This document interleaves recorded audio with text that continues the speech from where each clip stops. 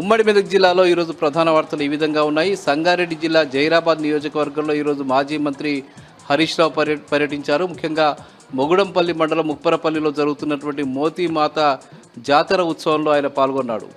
మోతీమాత జాతర ఉత్సవం ప్రతి సంవత్సరం అత్యంత వైభవంగా జరుగుతుంది. ఇది లంబాడీలకు సంబంధించిన గిరిజనుల అత్యంత వైభవమైనటువంటి జాతర. ప్రతి సంవత్సరం ఈ ఉత్సవంలో హరీష్ రావు పాల్గొనడం అనేది ఆనవాయితీగా వస్తుంది. గతంలో మంత్రి హోదాలో కూడా ఆయన ఇక్కడ పాల్గొన్నారు. ఇప్పుడు మాజీ మంత్రిగా ఉన్నా కూడా ఆయన అక్కడ గిరిజనుల పిలుపు మేరకు జాతర ఉత్సవంలో పాల్గొన్నారు. మోతీమాతకు ప్రత్యేకమైనటువంటి పూజలు నిర్వహించి ప్రత్యేక పూజలు చేశారు. ఇక ఆయన ఈ సందర్భంగా మాట్లాడుతూ మోతీమాత జాతర ఉత్సవానికి ప్రభుత్వం కూడా ప్రత్యేకమైనటువంటి నిధులు కేటాయించాలని, ఇక్కడికి వచ్చే భక్తుల కోసం ప్రత్యేక సౌకర్యాలను కల్పించాలని చెప్పి ఆయన ఈ సందర్భంగా చెప్పారు.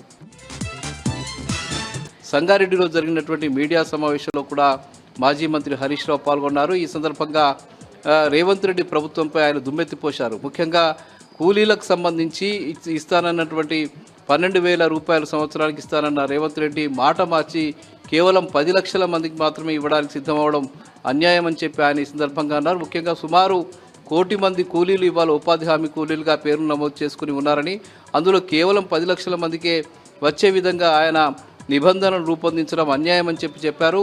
తక్షణమే పూర్తిగా 1 కోటి మంది కూలీలకు కూడా ఆయన ఈ 12,000 రూపాయలు నెలకు 1,000 రూపాయలు ఇచ్చేటువంటి స్కీమ్ ఏదైతే ఉందో అది అమలు చేసి తీరాలని చెప్పి ఆయన సందర్భంగా చెప్పారు. అట్లాగే రైతులందరికీ రుణమాఫీ చేయాలని, రైతు భరోసా కూడా ఎవరికి కూడా ఆంక్షలు లేకుండా అందరికీ ఇవ్వాలని చెప్పి ఆయన సందర్భంగా డిమాండ్ చేశారు. ఇక సిద్దిపేట జిల్లా వార్తలు వచ్చేసరికి సిద్దిపేట జిల్లా కోహెడాకు సంబంధించి కోహెడా మండలం భూసాపూర్ వద్ద ఒక బస్సు ప్రమాదానికి గురైంది. సుమారు 70 మంది ప్రయాణికులతో హుస్నాబాద్ వైపు నుంచి సిద్దిపేట వైపు వస్తున్నటువంటి ఈ బస్సు అనుకోకుండా రోడ్డు దాటి కింద పడిపోవడానికి ప్రయత్నం జరిగింది. అందులో సుమారు 70 మంది ప్రయాణికులు ఉన్నారు. ఆ డ్రైవర్ చాకచక్యంగా ఈ ప్రమాదాన్ని తప్పించడంతో 70 మంది ప్రయాణికులు సురక్షితంగా బయటపడ్డారు. ఇక సిద్దిపేట వెంకటేశ్వర స్వామి దేవాలయంలో ఈరోజు గోదా కళ్యాణోత్సవం అత్యంత వైభవంగా జరిగింది. ధనుర్మాస ఉత్సవాల్లో భాగంగా గోదా కళ్యాణం అనేది జరగడం అనేది ఆనవాయితీగా వస్తుంది. అందులో భాగంగా గోదా రంగనాథుల స్వామికి సంబంధించిన కళ్యాణోత్సవాన్ని అత్యంత వైభవంగా నిర్వహించారు. ఇవి ప్రధానంగా ఈరోజు ఉమ్మడి మెదక్ జిల్లాలో ఉన్న